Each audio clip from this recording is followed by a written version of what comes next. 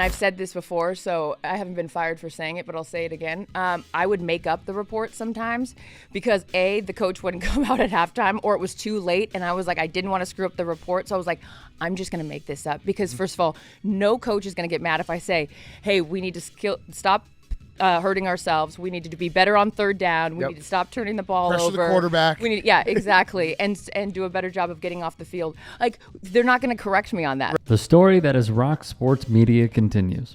Charissa Thompson, a pro for decades in the industry, admitted to fabricating her sideline reports because team personnel would not give her a quote. I believe that I am in the minority when I say what I think is an obvious thing. A reporter making stuff up in my history in journalism has always been a fireable offense. Legends in the industry, like Dan Le Batard, made his feelings known.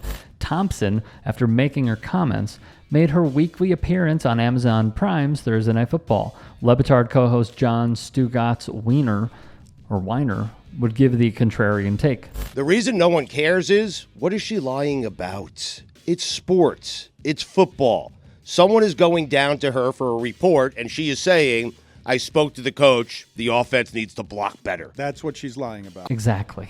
More from Le Batard show. Stugotz would then go on to say, and I think this is important because it's showing how many in the sports media consumership are either playing this down or saying this is a huge problem.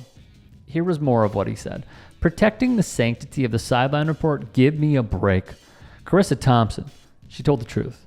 And Lisa Salters and Tom Rinaldi, whom I have great respect for, I do. Their jobs are difficult. They do a great job at it. But Charissa Thompson, she's not the first. She's not the only. She won't be the last. If you're not embellishing your sideline reports, you're doing it wrong.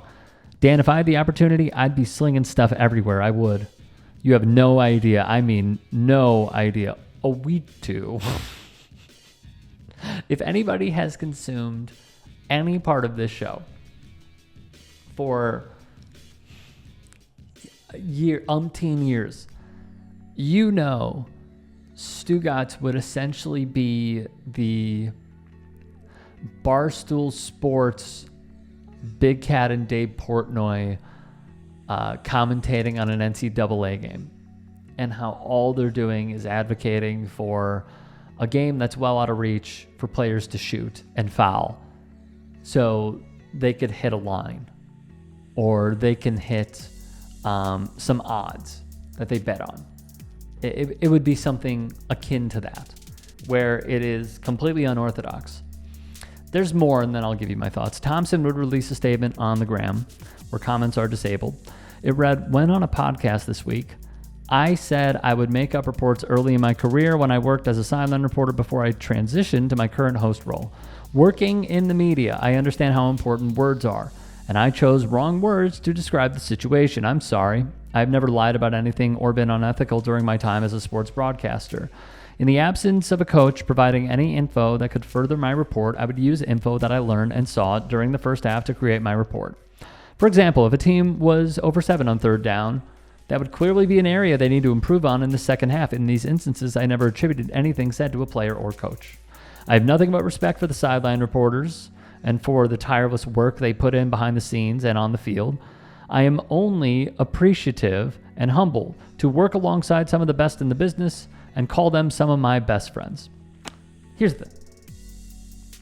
This is a good statement. Quality statement. It's just not what she said. Here's what initially aired in January of 2022.